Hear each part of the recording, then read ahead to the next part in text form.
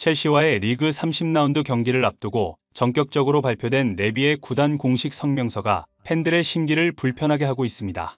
이 성명서를 접한 일부 전문가들은 레비가 자신의 속내를 숨기려고 애를 썼지만 저 성명서 안의 몇몇 행간을 자세히 살펴보면 불과 2달 후 손흥민의 이적을 거의 명확하게 암시하고 있다는 충격적인 분석을 내놓으면서 6월이 오기 전에 손흥민은 자신의 절친과 함께 토트넘을 떠나게 될 것이라고 주장해 팬들을 놀라게 했습니다.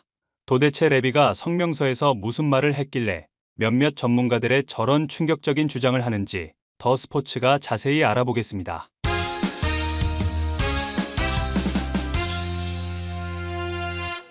토트넘은 4일 오전 4시 런던 스탠포드 브리지에서 2024-2025 프리미어 리그 30라운드에서 첼시와 맞대결을 펼칠 예정입니다. 이 경기를 앞두고 많은 영국 현지 토트넘 팬들은 지난 시즌 첼시와의 경기에서 1대4 대참패, 3대4 역전패를 기억하며 이번 경기에서는 반드시 복수를 해줬으면 강한 기대감을 드러내고 있는 것이 사실입니다.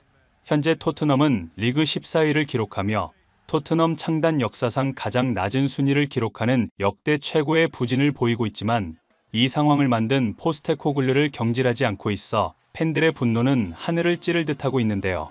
이 상황에서 레비 회장은 팬들의 분노를 달래려는 의도로 공식적인 구단 성명문을 발표해 팬들의 이목이 집중되고 있습니다.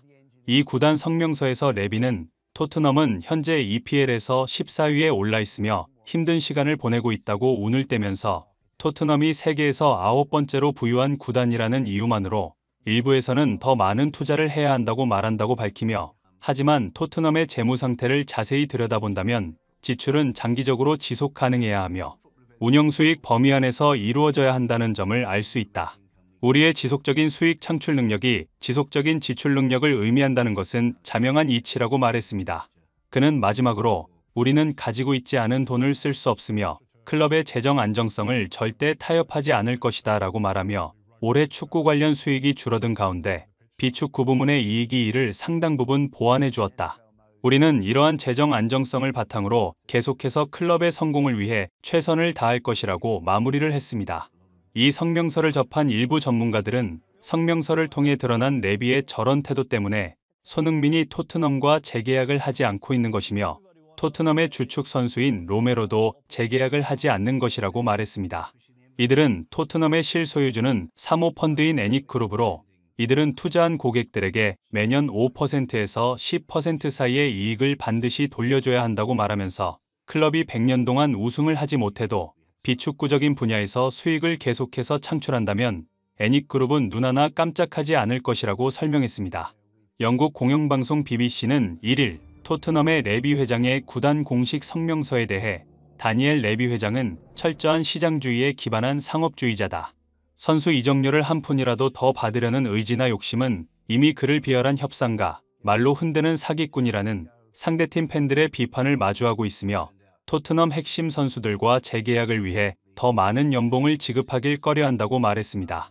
이 매체는 이어 레비가 토트넘이 안정적인 수입을 유지하고 있다고 말하지만 안을 들여다보면 사실과 다르다고 말하면서 2023-24 시즌 토트넘의 총 수익은 5억 2,820만 파운드, 한화 약 1조 33억 원이는데 이 수입은 전 시즌 5억 4,960만 파운드, 한화 약 1조 439억 원과 비교하면 2천만 파운드, 하나로 약 400억 가까이 수입이 줄었다고 말했습니다.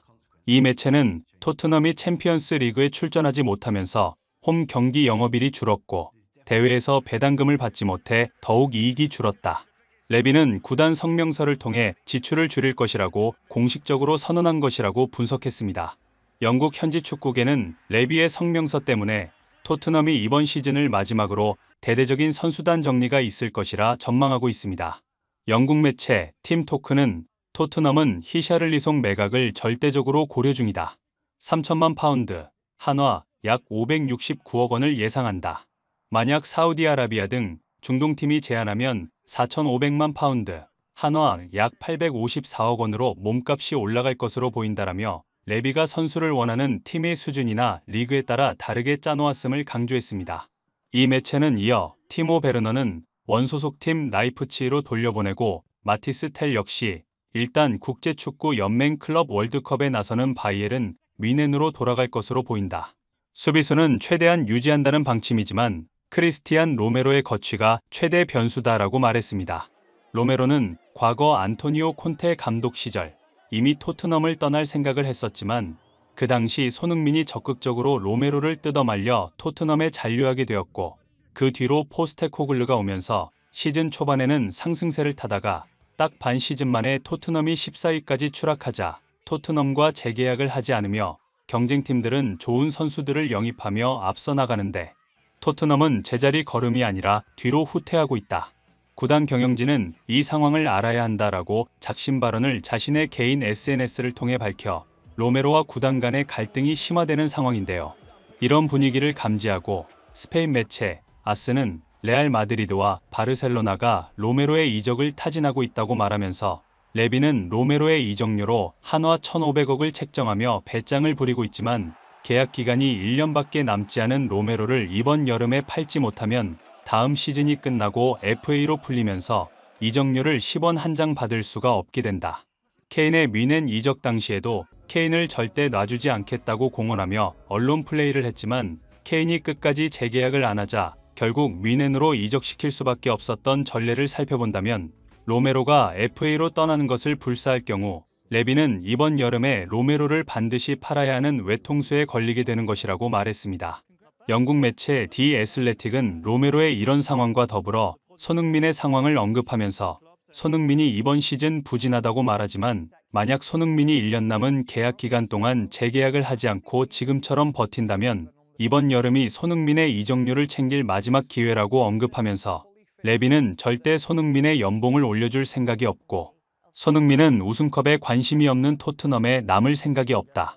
손흥민은 자신과 영혼의 파트너였던 케인을 붙잡지 않고 뮌헨에 팔아버린 레비가 더 이상 우승컵에 열망이 없다는 것을 깨닫고 배신감에 치를 떨고 있다고 밝혔습니다.